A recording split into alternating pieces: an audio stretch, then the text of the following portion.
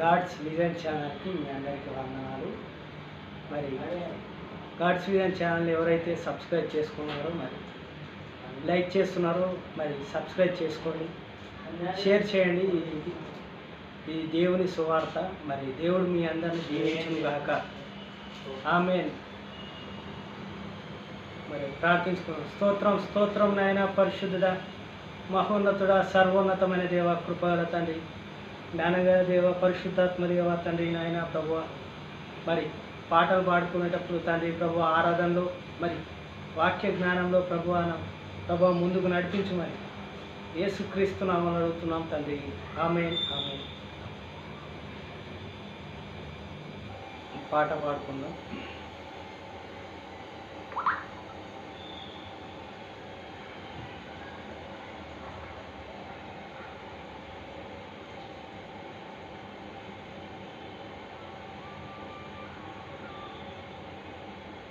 హల్లెలూయా, స్తుతి మహిమ ఎల్లప్పుడూ దేవునికి ఇచ్చెదము. హల్లెలూయా, స్తుతి మహిమ ఎల్లప్పుడూ దేవునికి ఇచ్చెదము. అల సైన్యములకు అధిపతి అయిన ఆ దేవుని స్తుతించెదము. అల సైన్యములకు అధిపతి అయిన ఆ దేవుని స్తుతించెదము. అల సముద్రములను దాటించిన ఆ యెహోవాని స్తుతించెదము. హల్లెలూయా, స్తుతి మహిమ ఎల్లప్పుడూ దేవునికి ఇచ్చెదము. హల్లెలూయా, స్తుతి మహిమ ఎల్లప్పుడూ దేవునికి ఇచ్చెదము. హల్లెలూయా హల్లెలూయా హల్లెలూయా హల్లెలూయా హల్లెలూయా హల్లెలూయా. ఆకాశము నుండి మన్నాను పంపిన దేవుని స్తుతించెదము. ఆకాశము నుండి మన్నాను పంపిన దేవుని స్తుతించెదము. బండ నుండి మధుర జలములు పంపిన ఆ యెహోవాను స్తుతించెదము.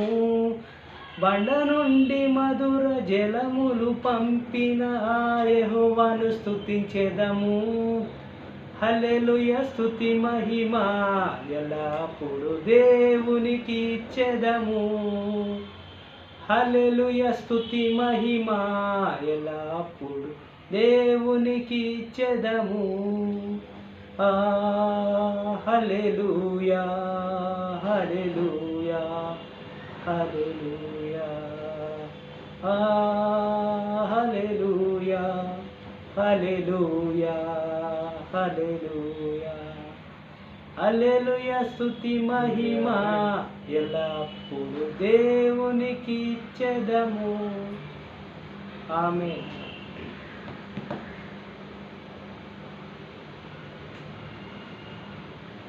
మరి పాట పాడుకున్నాం ఆల్రెడీ. మరి వాక్యంలోకి వెళ్దాం, ప్రార్థన చేసుకుందాం. స్తోత్రం స్తోత్రం నాయన, ఘనమైన దేవ తండ్రి నాయన, తండ్రి కుమార పరిశుద్ధాత్మ దేవ ప్రభువా, నీ నడిపింపులో మమ్మల్ని నడిపించుమని అడుగుతున్నాం తండ్రి. ప్రభువా, నీ జ్ఞానం చేత మమ్మల్ని ముందుకు నడిపించుమని నజరేయుడైన యేసుక్రీస్తు నామములో అడుగుతున్నాం పరమ తండ్రి. ఆమేన్ ఆమేన్.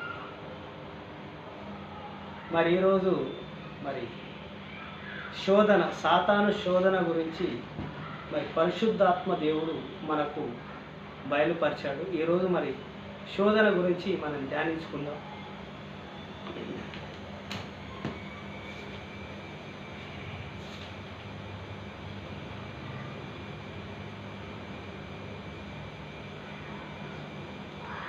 మత్తయి సువార్త 3వ అధ్యాయం 16వ వచనం చదువుతున్నాను, వినండి. యేసు బాప్తిసము పొందిన వెంటనే నీళ్లతోనూ నిండిన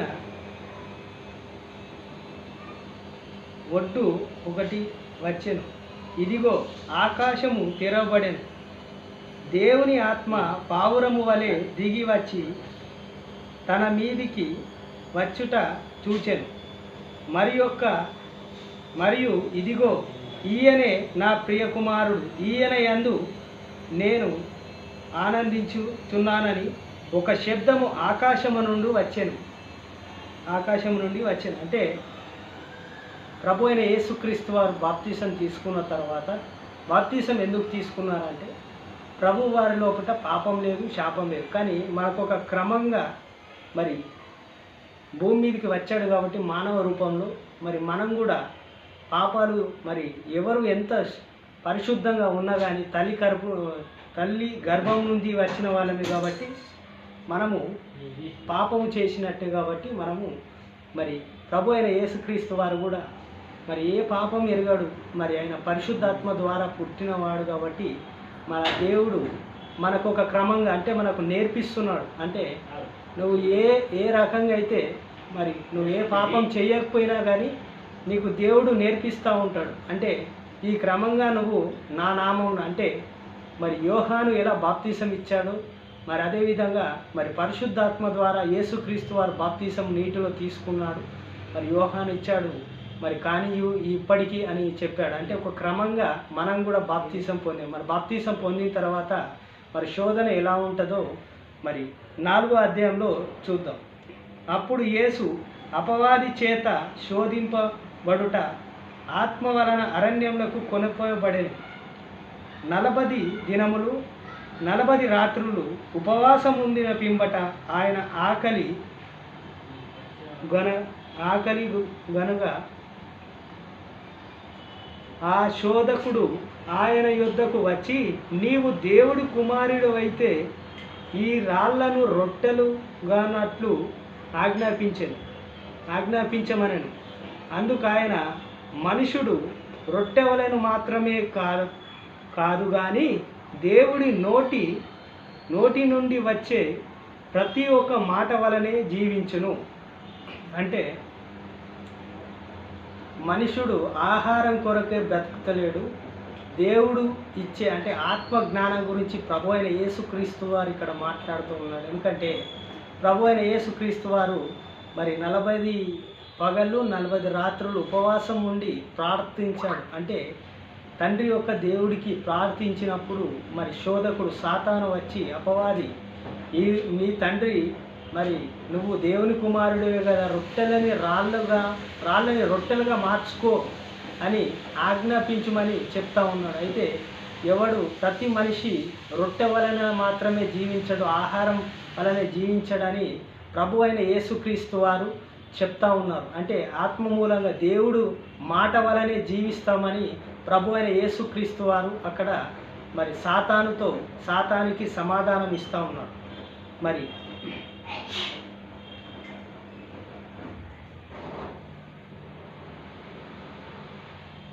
అంతటా అపవాది పరిశుద్ధ పట్టణమునకు ఆయనను తీసుకొని పోయి దేవాలయము శిఖరమున ఆయనను నిలబెట్టి, నీవు దేవుని కుమారుడివైతే క్రిందికి దూకుము, ఆయన నిన్నును గూర్చి తన దూతలకు ఆజ్ఞాపించును,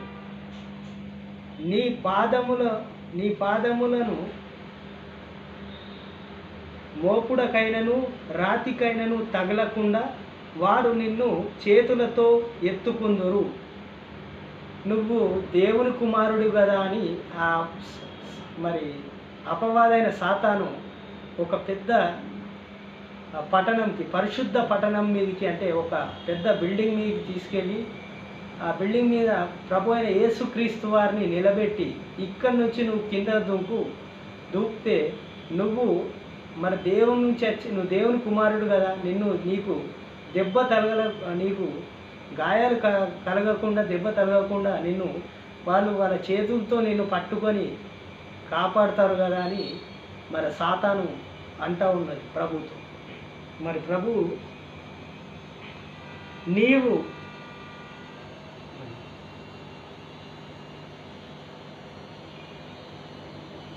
అని రాయబడి ఉన్నది కదా ఆయనతో చెప్పాను.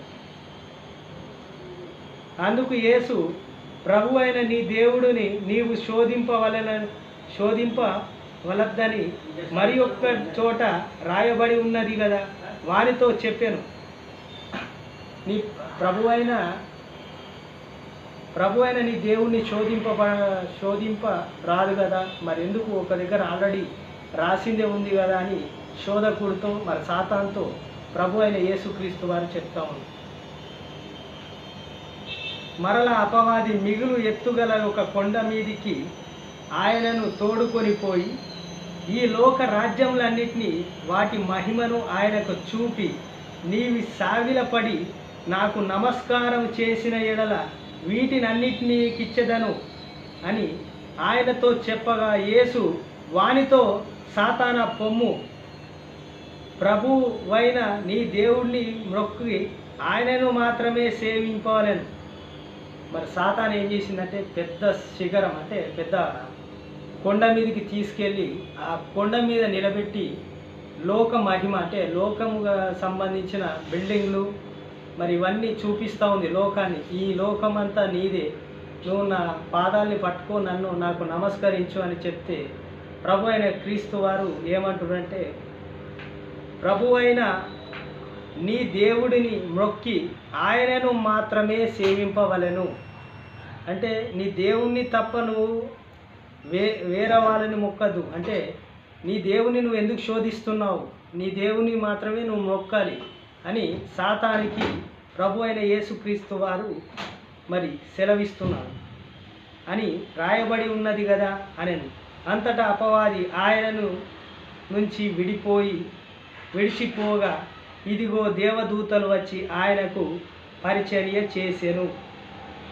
అంటే వెంటనే మరి ఏమైందంటే సాతాన్ని పొమ్మని ప్రభు అయిన యేసుక్రీస్తు వారు గద్దించడం వల్ల సాతాన్ అనేది ఆయనను విడిచి వెళ్ళిపోయింది. ఆయనకు సమాధానము మరి అపవాదైన సాతానికి సమాధానం చెప్పి మరి అక్కడి నుంచి మరి సాతాన్ని అక్కడి నుంచి పంపించేశారు ప్రభు అయిన యేసుక్రీస్తు వారు. మరి అప్పటికి దేవదూతలు వచ్చి ఆయనకు పరిచర్య చేస్తూ ఉన్నారు. మరి ఆ విధంగా మనం చూసుకుంటే ప్రభు అయిన క్రీస్తు వారు ఏం చెప్తున్నారంటే, మరి మనకు సమస్యలు వచ్చినప్పుడు, కష్టాలు వచ్చినప్పుడు మరి మనము ఉపవాసం ఉండాలి. ఉపవాసం ఉన్నప్పుడు కూడా శ్రమలు వస్తాయి. అంటే దేవునికే శ్రమలు, అంటే మనిషి కుమారుడైన క్రీస్తుకే శ్రమలు వచ్చాయి. మరి మనకు శ్రమలు రావడము అది పెద్ద విషయం కాదు. కానీ దేవుడు చెప్తా ఉన్నాడు, దేవుని నమ్ముకుంటే అన్నీ ధైర్యంగా ఉండాలి, దేవుని నమ్ముకోవాలి. అన్ని అద్భుత కార్యాలు, సూచక్రియలు దేవుడు మన జీవితంలో జరిగిస్తూ ఉంటాడు. మరి ప్రభు అయిన క్రీస్తు వారు జ్ఞానం ద్వారా ఎదుర్కొన్నారు. అంటే ఈ లోకంలో మనకు ప్రశ్నించేవారు, మనల్ని శోధించేవారు చాలామంది ఉంటారు. మీరు ఇలా అని అంటారు. కానీ వాళ్ళకు మనము సమాధానము సాత్వికంగా మరి సమాధానం చెప్పి మనము పక్కకు వెళ్ళి వాళ్ళ గురించి మనం ప్రార్థించాలి, మారాలని మరి ప్రభు అయిన యేసుక్రీస్తు వారు ఇందులో మనకు నేర్పుతున్నారు. అంటే బాప్తీసం తీసుకున్న తర్వాత కూడా శోధనలు వస్తాయి, కష్టాలు వస్తాయి. మరి ప్రభువు మరి శోధకుడితో శోధింపబడ్డాడు. మరి 40 రాత్రులు 40 పగళ్ళు ఉపవాసం ఉండి మరి ప్రార్థనలో ఉన్నాడు. మరి ఏమి తినకుండా, ఆహారం లేకుండా మరి ప్రభు అయిన యేసుక్రీస్తు వారు మరి ఆహారం కొరకే కాదు, ఈ ఆత్మ మరి ఆహారం కూడా మీరు తీసుకోవాలి, మీరు నేర్చుకోవాలని ప్రభు అయిన క్రీస్తు వారు మనతో ఈరోజు మాట్లాడారు. మరి దేవునికి మహిమ కలుగునుగాక. మరి కళ్ళు మూసుకోండి, ప్రార్థించుకుందాం.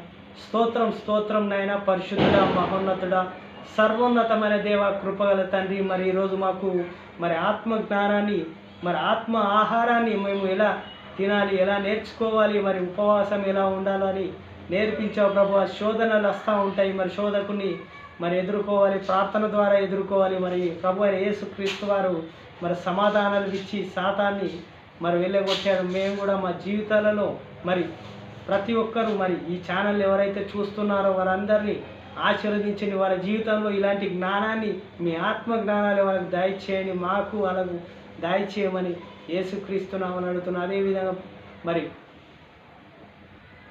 మరి గాడ్స్ విజన్ ఛానల్ని ఎవరైతే సబ్స్క్రైబ్ చేసుకొని మరి లైక్ చేస్తున్నారో వారందరిని ఆశీర్వదించి దీవించమని, శోధకుని నుంచి ప్రభువా మరి సాతాను నుంచి విడుదల దయచేయమని నజరేయుడైన యేసు నామమున అడుగుతున్నాం తండ్రి. ఆమేన్. మీ అందరికీ వందనాలు. మరి ఈరోజు మరి ఆత్మ ఆహారం గురించి మరి ప్రభు అయిన యేసుక్రీస్తు వారు మన జీవితాన్ని ఎలా మార్చుకోవాలి. మరి ఆహారం, ఆత్మ ఆహారం అంటే వాక్యాన్ని మనం చదువుతూ ఉంటే అది మనకు ఆహారంగా మన జీవితంలో పనికొస్తూ ఉంటుంది. మనకు జ్ఞానం అనేది ఇస్తుందని ప్రభు అయిన యేసుక్రీస్తు వారు చెప్తున్నారు. ఈ లోకము మరి శోధిస్తూ ఉంటుంది, క్రైస్తవ బిడ్డల్ని మరి అందరినీ శోధిస్తూ ఉంటుంది. కాబట్టి మనం కంపల్సరీ బైబుల్ అనేది చదివి చక్కగా మనం సమాధానం ఇచ్చుకుంటూ వెళ్తే ఈ లోకము ప్రభు తట్టు తిరగాలి, అందరూ ప్రభు తట్టు చూడాలి, ప్రభుకి మహిమ ఘనత చెందునుగాక. ఆమేన్. మీ అందరికీ వందనాలు. ప్రైజ్లా.